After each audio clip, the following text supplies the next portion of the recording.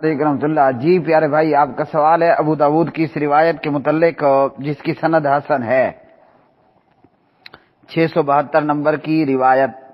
عبداللہ ابن عباس رضی اللہ تعالی عنہما راوی ہیں۔ نبی علیہ الصلوۃ والسلام اس حدیث کے اندر ارشاد فرماتے ہیں، خیارکم الینکم مناکب فی الصلاۃ، فرمایا کہ تم میں بہترین لوگ وہ ہیں جن کے کندھے نماز میں نرم ہوں، جن کے کندھے نماز میں نرم ہوں۔ آپ نے پوچھا ہے نرم، اچھا کندھوں کو نرم رکھنے سے کیا مراد ہے؟ کندھوں کو نرم رکھنے سے مراد یہ ہے کہ صفیں برابر کرنے والوں کے ساتھ یہ تعاون کرتے ہیں۔ نبی علیہ الصلوۃ والسلام کے دور میں آپ صلی اللہ علیہ وسلم خود نماز کی صفوں کو زبانی بھی اور پریکٹیکلی بھی درست فرمایا کرتے تھے۔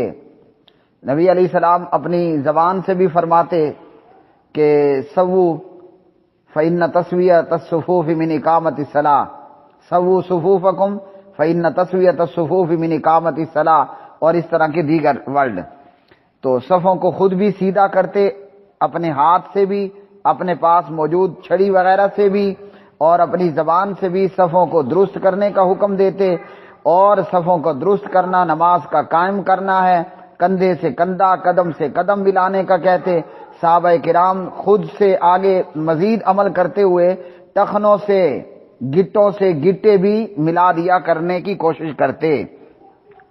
اب جب آپ کے کندھے صفوں کو درست کرنے والا کندھوں کو کندھوں سے ملا رہا ہو تو بعض لوگ ڈیٹھ بن کر کھڑے ہو جاتے ہیں، آپ پکڑ کر اس کو اپنی طرف کھینچیں گے، یا صف درست کرنے والا اس کے کندھے کو ساتھ والے کے کندھے سے اس کو ساتھ والے کے قریب کرنا چاہتا ہے، وہ کھڑا ہے اسی طرح اکڑا ہوا، ادھر کو ادھر نہیں ہوتا۔ تو فرمایا تم میں بہترین لوگ وہ ہیں جن کے کندھے نماز میں نرم ہوں۔ اگر پہلے تو چاہیے یہ آپ ویسے ہی کندھے سے کندھا ملائیں، یا امام نے زبانی کلامی آپ کو کہہ دیا میاں کندھے سے کندھا ملاؤ، قریب قریب ہو جاؤ، صفوں کو برابر کرو، آگے پیچھے مت ہو، بیچ میں خلا پیدا مت رکھو، سنتے ہی کر لینا چاہیے۔ لیکن بعض لوگ ایسے ہیں کہ جن کے کان میں آر پار جو ہے وہ ٹنل ہوتی ہے، ادھر سے سنا ادھر سے نکل گیا، عمل کوئی نہیں کرنا۔ جیسے آپ حرمین میں دیکھتے ہیں، اجمی تو اجمی ہے نا، اجمیوں کے تو کیا ہی کہنے ہیں۔ عربیوں کا حال یہ ہے کہ حرمین کے امام پانچوں نمازوں میں صفوں کو درست کرنے، برابر ہو جانے، مل جانے کا کہتے ہیں، لیکن لگتا ایسا ہے کہ جیسے سارے فارسی سمجھنے والے کھڑے ہیں۔ اجمیوں پر تو اثر ہوتا نہیں ہے نا، عربیوں پر بھی اثر نہیں ہوتا، تو بندہ دیکھ کر بندے کا دل کڑتا ہے۔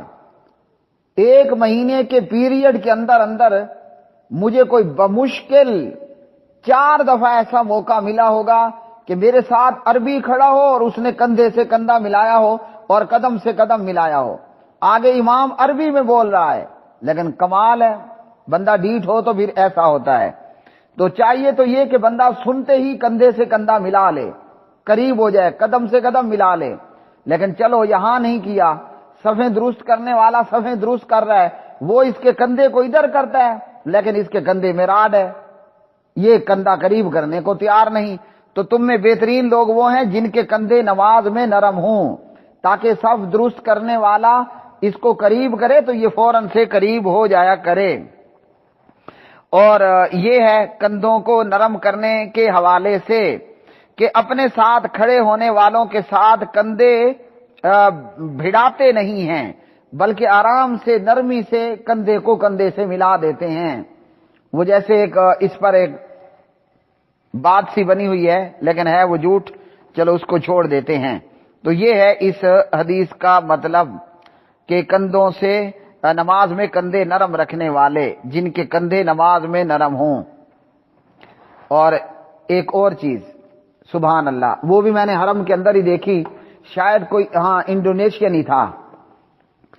اللہ تعالیٰ آپ کو ہم سب کو بار بار حرمین لے جائے اور قبول بھی فرمائے۔ تو ایسا ہوا کہ فجر کی نماز کا وقت ہے اور